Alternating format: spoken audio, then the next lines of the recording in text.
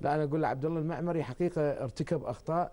يعني عبد الله المعمري ما يوازي. تتفق معي ولا ما تتفق؟ يختلف معك. تختلف معي. مو على اختلاف، انت قلت لا ما في مشكله. انت ايضا انت ايضا تقول انه يعني من وجهه نظرك انه عبد الله هو مو نصف الفريق، ودائما يقول حارس المرمى نصف الفريق. لا انت قلت انه عبد الله انا قلت عدم ثبات في المستوى بالنسبه لعبد الله، لكنه مش هو حتى تمركزه. المشكله عنده ايضا التمركز، يعني شاهدنا اهداف كثيره. مش حلقه الاضعف في الفريق بحكم انه هو انا قلت لك عنده بعض المرات ما في استقرار في المستوى. حلقه الاضعف في الفريق؟ لا انا في وجهه نظري انا اشوفه كذي. لحظه ابو حمد. ابو حمد لا لحظه انا بقول لك كانوا الموسم اللي فات رياض سبيت كان مقدم عطاءات جيده، جات فتره من الفترات ومسك عبد الله المعمري مكانه وظهر بمستوى كثير جيد، سواء لعب مع انديه منافسه في ظفار، سواء لعب انديه منافسه مثل السويق، وكان ظهر بمستوى جيد.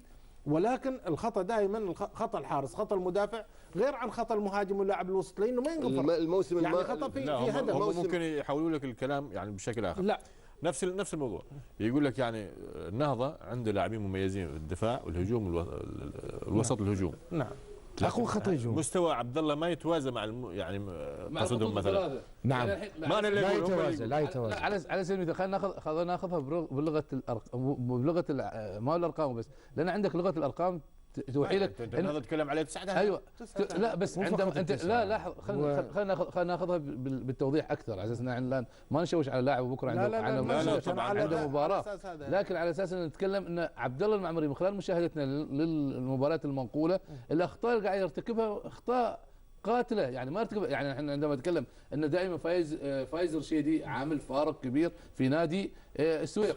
عندما نتكلم عن المباراه الماضيه جمعه الحسني وخميس الحسني، خميس الحسني يعني لاعب احتياطي بدل عمر العبري في نادي الشباب وعمل مباراه كبيره. عندما نشاهد الاهداف اللي دخلت في مرمى النهضه المباراه الماضيه مع اصحاب في المباراتين اخطاء تمركز اخطاء لان عندك خط الدفاع قوي يا ابو حمد، عندك خط الوسط قوي، عندك خط هجوم قوي. الان ما نقلل من شان ابو فيصل. كيف استدعى فيليب طيب الذكر فيليب الى صفوف المنتخب الاولمبي اخي حارس لا ما معناته انه حارس سيء. هو حارس سيء، لا هو حارس سيء، هو حارس مجتهد. كيف استدعاه يعني ولو انه فيليب عندنا وقلنا يا رب يا فيليب بعد ما خلص فيليب هذا وما اعرف ايش، لا لكن استدعاه. الان لما خسر النهضه امام نادي صحار 2-1، ليش ما قدر الهجوم يعدل نتيجه المباراه؟ ما هو يمتلك اقوى خط هجوم. شفت الاهداف اللي دخلت المرمى؟ لا ما مشكله. انت تقول لي انه في خلل، في عندك خلل في لحظه لا خلينا كمل يا اخي نص ساعه. فمعناته انت يجب انك نفس الشيء تعوض عشان ما تكون عندك مشكله تعمل فارق هدف هدفين ثلاثه اربعه، طالما ان انت عندك القوه الضاربه في الهجوم. طيب انا اقول لك انتدابات النهضه بشكل سليم هي افضل انتدابات، لاعبين محترفين على اعلى مستوى من افضل اللاعبين في الدوري. ما تكلمنا عن هالنقطه. لا انت تقول عنده خطوط ثلاثه كلها مكتمله. أيوة. السويق عنده افضل الخطوط، الاربع الخطوط كلها من حراس مرمى ودفاع ووسط وهجوم عنده نفس الشيء. تقابل مع النصر خسر. لحظه، هل كان في ضعف في فايز؟ بنمشي معك كان في المباراه في لا مباراه قدم كل شيء وارد فيها. لا المباراه ما قلنا احنا هزيمه السويق من النصر سبب فايز. لا انا اقول لك في المقابل، يعني انا اقول لك يعني زين. لحظه ابو حمد الكلمه لا تقعدوا انتم ماسكينها. ابو حمد خلينا نكون شويه يعني منصفين. لا وانا اتكلم بانصاف يعني هذا وجهه نظري. لا نقول الراي والجمهور يكون هو والحكم للجمهور. انت شفت الهدف الاول واحنا تكلمنا في الاستوديو، الهدف الاول في مباراه الكاس مع اصحار، شفت كيف دخل على عبد المعمري في الكاس؟ ايوه شفته. لا انا ما اذكر. انا اذكر كوره سهله فوق عبد الله الشبلي، عبد المعمري بياخذها باليسار. انت ما طيب ما زن الكاس بحارس فنجة. ايش الجول اللي دخل عليه من السيابي؟ لحظه يا عزيز. لا زين لحظه حارس لازم. زين لحظه الجولين الحين اللي مع دائما لا مع اصحار. لحظه يا ابو في الدوري. في الدوري اللي مع اصحار في الدوري كذلك. اول امس شفتين اول امس كرة من وين؟ يعني ايش ممكن تصنف انت كمدرب الحين كمدرب بغض النظر عن الهدف الثاني صعب على عبد الله المعمري ويجيب سعيد المالكي. الهدف الثاني صعب على عبد الله المعمري. الكرة اللي مرفوعة طويلة صعبة على عبد الله المعمري. بس خلاص انا اتحمس. هذا راي مدرب احنا نستشهد فيه. هذا مدرب يعني وجهة نظر. مدرب اقول لك يدخل. انت رايك يا ابو حمد راي مدرب؟ لا تشوف اول حاجه هنا احنا كلنا ما في مدرب كل واحد لا بس راي فني اكثر انت ادق من الهدف الثاني كثير من الحراس العالميين دخل عليهم بنفس الطريقه.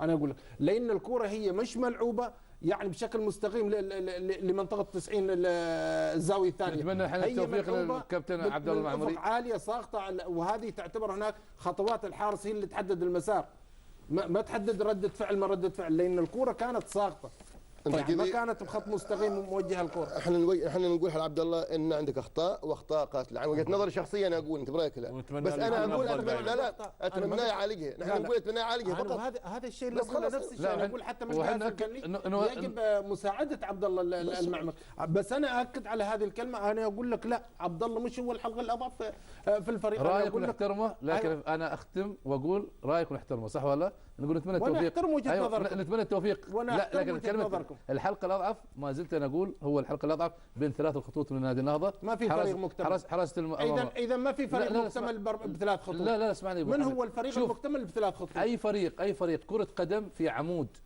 معروف. العمود من افضل مهاجم، افضل لاعب وسط، افضل مدافع، افضل حارس، ومن ثم بعدين كمل بقيه الفريق. ليش نحن نختار لحظه ابو حمد، ليش نحن نختار فايز رشيدي كم حلقه افضل لاعب في السويق؟ يبدو الحارس. ايوه الحارس، المدافع، لاعب النص، للمهاجم. يعني عندك فريق يتميز بهذا العمود، من الحارس مدافع يتميز بهذا الشيء، وسط تكمل ستريت لاين، خط مستقيم، عناصر الفريق وخط مستقيم. واتمنى ان الكابتن عبد الله المعمري توفيق بكره، عبد الله يكون عنده رده فعل. يعني شيء بالشيء يذكر ابو خالد نفس الشيء. ايش مره؟ بالحوس ما بحارس منتخب سوريا وحارس دولي، نعم. صح ولا لا؟ نعم. مش مقدم عطاءات جيده مع نادي الثار، نعم. كجوانب دفاعيه بالنسبه افضل دفاع في الموسم. طبعا اقل فريق داخل عليه على نفس الرتم، مقدم مستوى جيد ونتائج جيده في الدوري على اساس انه في المنافسه، الان هو غريب من المنافسه، ولكن ما لاحظنا عطاء. ما يتسجل فيني، اهم شيء ما يتسجل فيني، ما مشكله ما اسجل، بس ما يسجل فيني. بس على اساس كذا يعني اقول لك لا بالحوس كم اكثر من مباراه، كم اكثر من مره يشيل كرات ولاعب على مستوى عالي جدا. انا ما قلت لك دائما ولا ابو حمد يقدم، ولكن نص الفريق هو حارس المرمى، هذا يقال نص الفريق حارس المرمى. هذه نظريه في وجهه نظري انا ما اتفق فيها. هذه نص الفريق اذا نلعب بخمسه وترك السته في الاحتياط. ابو حمد اذا انت قاعد ضد العالم كله يا ابو حمد. لا نص الفريق حارس المرمى ابو حمد، هذه يعني لا على اعتبار ان خطا الحارس بهدف.